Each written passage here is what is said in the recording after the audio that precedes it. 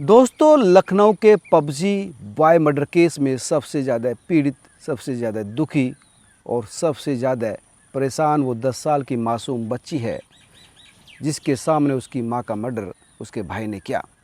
उस रात उसने जो देखा वो उसके मन मस्तिष्क पर अभी तक अंकित है।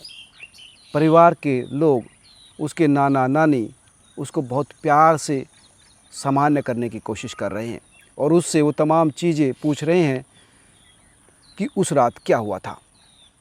धीरे धीरे वो लड़की वो तमाम चीज़ें बता रही है, समझा रही है कि किस तरह से उसके भाई ने इस पूरी वारदात को अंजाम दिया।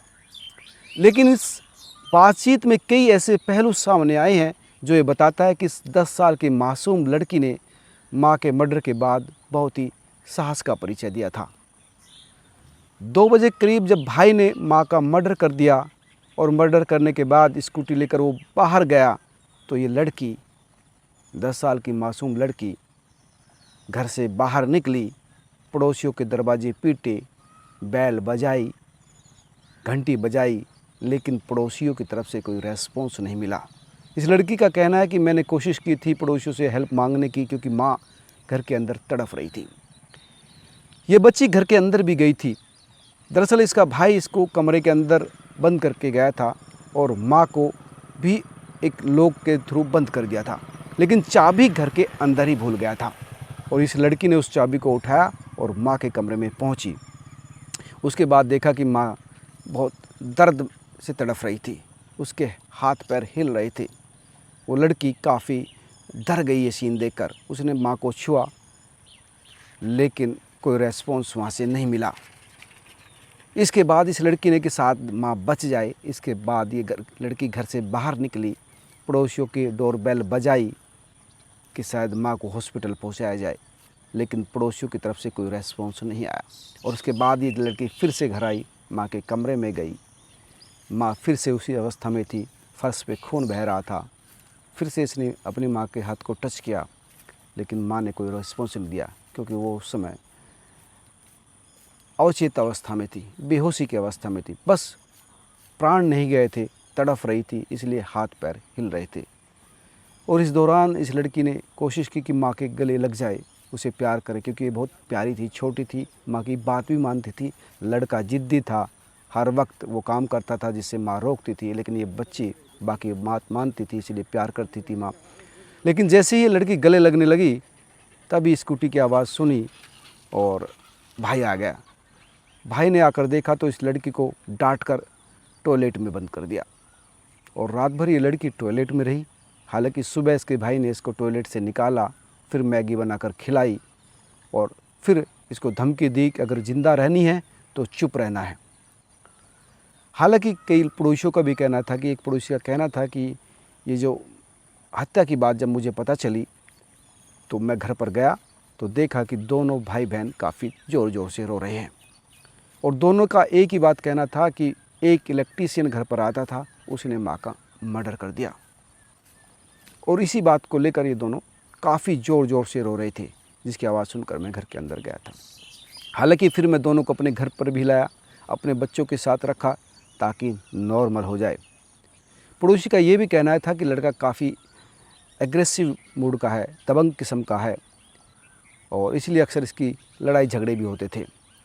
पिछले दिनों जब इसका दादा गुजर गया था तो स्कूल के कुछ बच्चों ने इसको गंजा कहकर चिढ़ाया था और इसी बात को लेकर इसने कई लड़कों की डंडों से पिटाई भी की थी। इन तमाम चीज़ों को लेकर इसकी माँ के साथ इसका झगड़ा भी होता था और पिछले दिनों जब इसकी माँ ने इसको डांट दिया था तो ये लखनऊ के ही एक दूसरे गोमती नगर इलाके में अपने एक दोस्त के यहाँ चला गया था और काफ़ी समझाने बुझाने के बाद वापस आया था। यानी लड़का माँ की बात कम सुनता था। और जैसे कि मैंने आपको पहले बताया कि जज के सामने भी इसने ये स्वीकार किया कि हाँ, मैंने अपनी माँ का मर्डर किया है और ज़्यादा से ज़्यादा क्या हो सकता है, मुझे फांसी हो सकती है, मुझे उसकी कोई चिंता नहीं। और बाल सुधार गृह में भी ये जो तमाम जो अपराधी किस्म के बच्चे वहाँ पर बंद हैं, जिनको सुधारने की कोशिश हो रही है, उनके सामने भी ये अपनी डींगे हाँकता है। हाँ, मैंने माँ का मर्डर कर दिया, मुझे कोई गम नहीं है, मर्डर के बाद भी मैंने पार्टी की। ये तमाम चीज़ें इस समय इस बच्चे के मुख से वहाँ पर सुनी जा रही है। जो बाल सुधार गृह के लोग बता रहे हैं। यानी इस बच्चे का जो मानसिक जो स्थिति है वो इस समय काफ़ी हिंसक प्रवृत्ति की है। इसे इतने दिनों बाद भी अपनी माँ के मर्डर का दर्द महसूस नहीं हुआ है और वो बच्ची वो धीरे धीरे से नॉर्मल होने की कोशिश कर रही है और जैसे जैसे नॉर्मल हो रही है वो तमाम चीज़ें बता रही है। हालांकि उसने ये भी बताया कि उसने अपने भाई के थ्रू अपनी माँ का मर्डर नहीं देखा, क्योंकि जब उसकी आँख खुली तो उसके भाई ने जल्दी से उसका मुंह अपनी तरफ फेर लिया और दूसरे कमरे में ले गया। लेकिन अब ये लड़की बता रही कि रात के वक्त जब ये बच्चा चला गया उसके बाद ये लड़की घर से बाहर निकली, पड़ोसियों को जगाने की कोशिश की, माँ को बचाने की कोशिश की, लेकिन कोई रेस्पॉन्स ना पड़ोसियों की तरफ से मिला ना कहीं और से। और उसके बाद ये लड़की फिर 3 दिन तक काफ़ी सहमी रही, डरी रही, क्योंकि भाई ने भी धमकी दे दी थी कि अगर ज़्यादा बोलोगी तो ख़त्म हो जाओगी, चुप रहो तो ज़िंदा रहोगी। ये साफ कहा था इस लड़की ने कि भाई ने ऐसा बोला था। और ये लड़की अब धीरे धीरे अपनी मन की बातें वो जो देखा इसने वो बता रही है।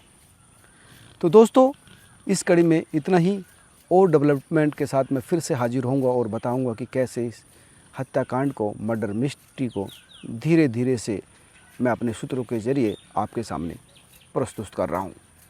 आप भी मुझे लगातार कमेंट करके बताते रहें कि आप इस पूरे मामले पर क्या सोच रहे हैं और क्या चाहते हैं। नमस्कार।